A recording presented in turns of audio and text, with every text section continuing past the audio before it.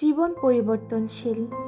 আজ আপনি যে পজিশনে আছেন, কাল সেই পজিশনে নাও থাকতে পারেন, কিংবা তার চেয়ে আরও উত্তম পজিশনে থাকতে পারেন।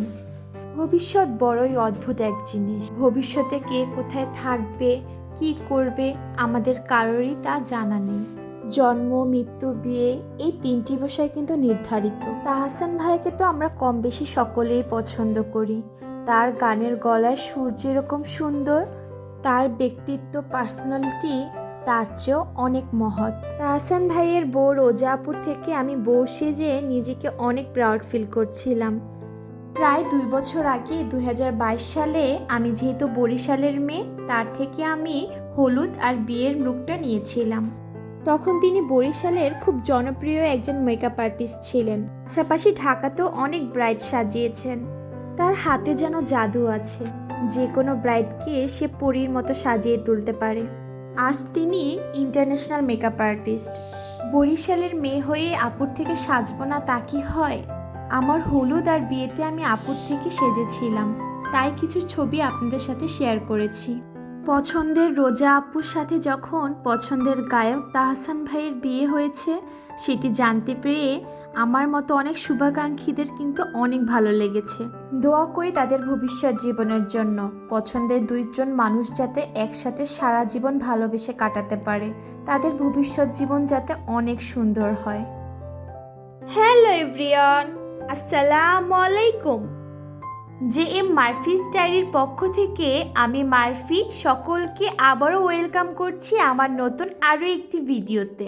কেমন আছে আমার মিষ্টি আপু ভাইয়ারা? যে যেখান থেকে এই মুহূর্তে আমার ভিডিওটি দেখছেন কিংবা দেখছেন না, আশা করি দেশ কিংবা দেশের বাহিরে যে যেখানেই আছেন না কেন, আল্লাহর রহমতে সকলেই নিরাপদে আছেন, ভালো আছেন। আমরাও আলহামদুলিল্লাহ অনেক ভালো আছি। সকালে নাস্তা করে চলে আসলাম দুপুরে রান্নার আয়োজনে। আমি যেহেতু আমার সবজিগুলোকে কেটে ফ্রিজে সংরক্ষণ করেছি, সেখান থেকেই আজকে সিম আর ফুলকপি বের করে নিয়েছি। আজকে আমি সিম ফুলকপি দিয়ে মাছ রান্না করব। আর এদিকে আমার হেল্পিং হ্যান্ড চলে আসাতে আমার মেয়ে তাকে ঝাড়ু এগিয়ে দিচ্ছিল। আমার এই পিচ্চি মেয়েটা যে কি করে এত কিছু বুঝে যায়, মাশাআল্লাহ। এরপর চলে যাচ্ছি রান্নার আয়োজনে। আজকে বেগুন আলু দিয়ে শুটকি মাছ ভুনা করব, আর সাথে সিম ফুলকপি দিয়ে মাছ রান্না করব। প্রথমে আমি বেগুনগুলোকে ছোট ছোট করে কেটে নিচ্ছিলাম। ও হ্যাঁ, আপনাদেরকে তো বলাই হলো না, আমি যে ফ্রিজের তরকারিটা সংরক্ষণ করেছি এগুলো কিন্তু একদম ফ্রেশ রয়েছে। আপনারা তো অবশ্যই দেখতে পেয়েছেন। নিচে যেহেতু একটু টিস্যু পেপার ইউজ করেছি, হালকা যে পানি ছিল সেটা কিন্তু শুষে নিয়েছে। টিস্যু পেপারটাও কিন্তু একদম ভিজা ছিল না। আমি কিন্তু খুব সহজেই ইজিলি আমার রান্নার কাজটা শর্টকাটে করে ফেলতে পারছি। সময়ও কিন্তু অনেকটা সঞ্চয় হচ্ছে। লইট্টা শুটকি মাছটি আমি গরম পানিতে বেশ অনেকক্ষণ ভিজিয়ে রেখেছি। এরপর আমি গরম পানি দিয়ে খুব ভালো করে পরিষ্কার করে ধুয়ে নিব। আচ্ছা, আপনাদের কার কার শুটকি মাছ পছন্দ বলেন তো? আমাকে কিন্তু অবশ্যই কমেন্ট করে জানাবেন। আপনাদের করা প্রত্যেকটি কমেন্ট আমার কাছে মহামূল্যবান। আমার মিষ্টি আপুগুলো কি সুন্দর করে কমেন্ট করে, আমি তো প্রত্যেকটি কমেন্ট অনেক মনোযোগ সহকারে পড়ি, আর আমার অনেক বেশি ভালো লাগে। আপনাদের অসংখ্য ধন্যবাদ আমাকে এত সুন্দর সুন্দর কমেন্ট করার জন্য। এদিকে আমি অফ ক্যামেরায় রান্নাটা করে ফেলেছি। উপরে জাস্ট একটু ধনেপাতা ছিটিয়ে দিচ্ছিলাম। শীতকালীন সবজিতে ধনেপাতা না থাকলে কিন্তু আমার কাছে মনে হয় পুরো খাবারটাই অসম্পূর্ণ।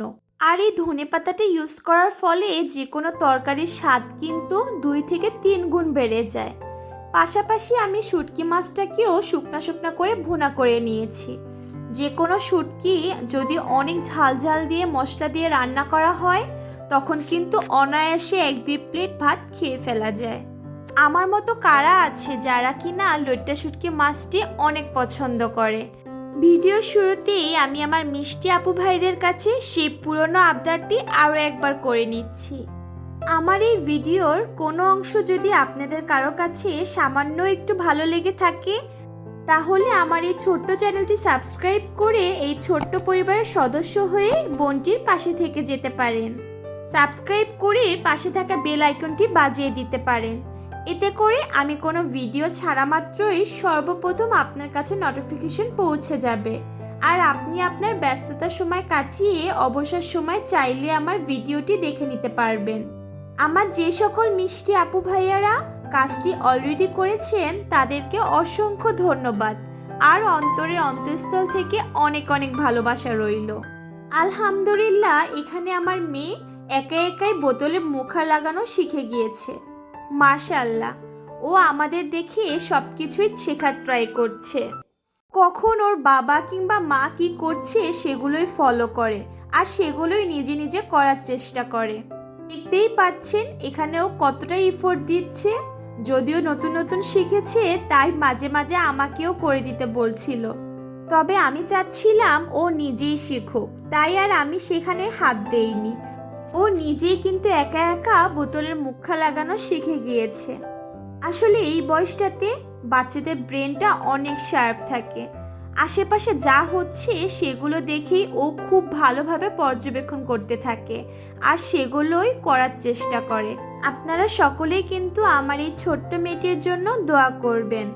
আমরা বড়রা ঠিক যেরকম অনেক কষ্টের ফলে যদি একটি কাজ করতে পারি আমাদের কিন্তু অটোমেটিকই অনেক ভালো লাগে, মুখে একটি হাসি চলে আসে।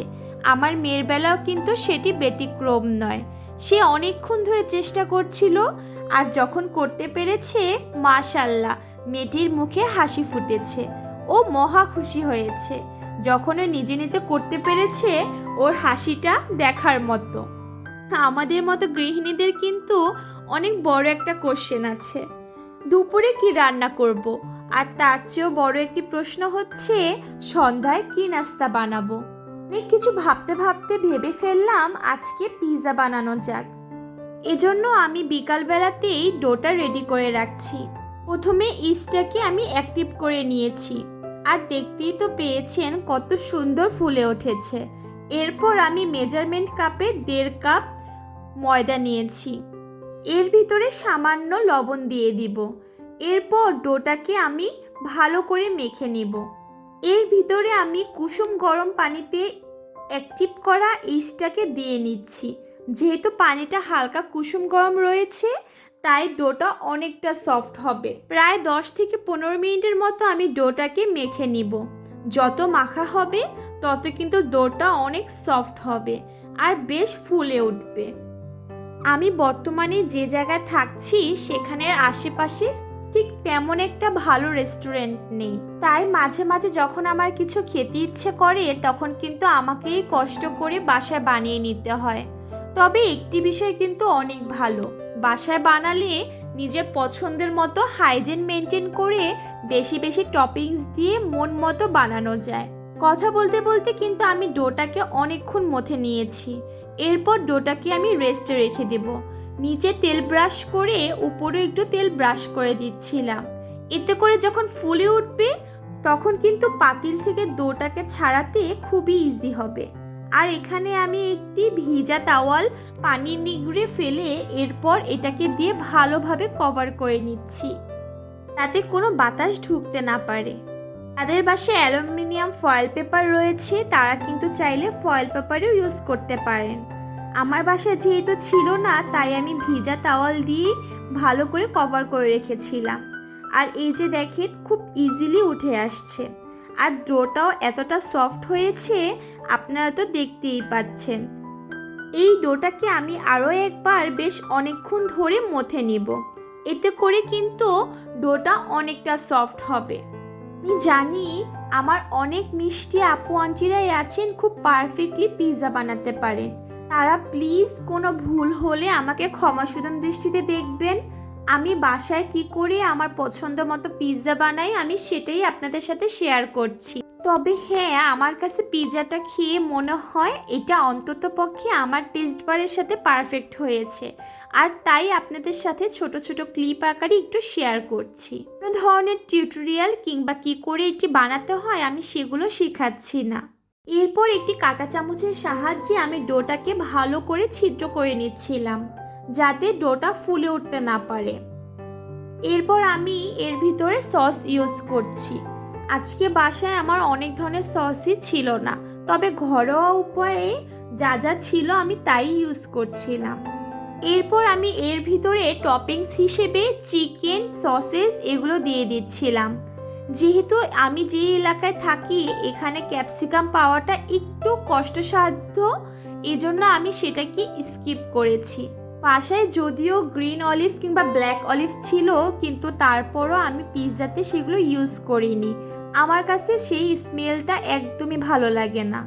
এরপর আমি উপরে টপিংস দেওয়ার পর অরিগানো দিয়ে দিচ্ছিলাম। আচ্ছা, আমার মতো কে কে আছেন অরিগানো ফ্লেভারটা অনেক লাইক করেন? সে যে কোনো কিছু বানানোর ফলে কিন্তু আমরা আমাদের পছন্দ অপছন্দ অনুযায়ী নিজে কাস্টমাইজ করে অনেক কিছু বানাতে পারি। যেমন ধরেন, আমি কিন্তু অলিভ, ক্যাপসিকাম কিছু ইউজ করিনি। আমার পছন্দ মতো আমি পিৎজাটা বানিয়ে নিচ্ছিলাম। প্রিহিট করা প্যানের ভিতরে আমি পিৎজাটি দিয়ে দিয়েছি। এরপর আমি 25 মিনিটের মতো বেক করার পর ঢাকনা খুলে দেখি আমার পিৎজা একদম পারফেক্টলি হয়ে গিয়েছে। সকলে সুস্বাস্থ্য কামনা করে আজকে বিদায় জানাচ্ছি। আল্লাহ হাফিজ।